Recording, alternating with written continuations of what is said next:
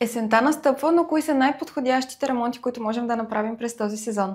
Номер 1. Проверка на покрива. Есента е идеалното време да провериш за течове на покрива или пък за спукани керамиди. След зимните студове може да бъде още по-скъпо и много по-трудно, така че направи го сега, докато времето още е меко. Номер 2. Изолация. Прозорци и врати.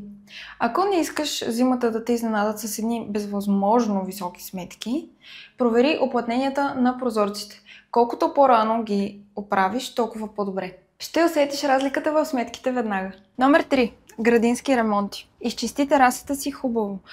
Много по-добре е да го направиш сега, докато времето още е меко, а не когато стане много по-студено и това е почти невъзможно. Номер 4. Отоплението.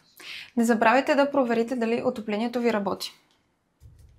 Проверете радиаторите, изчистете котела. Много по-добре е да ги проверите на време, отколкото по средата на зимата. Номер 5. Проверка на климатик. Важно е да провериш климатичните системи, докато времето все още е хубаво. Почисти филтрите и провери дали всичко работи така, както трябва. В противен случай може да се окажеш без топлина, когато най-много ти трябва. Последвайте ни за още съвети.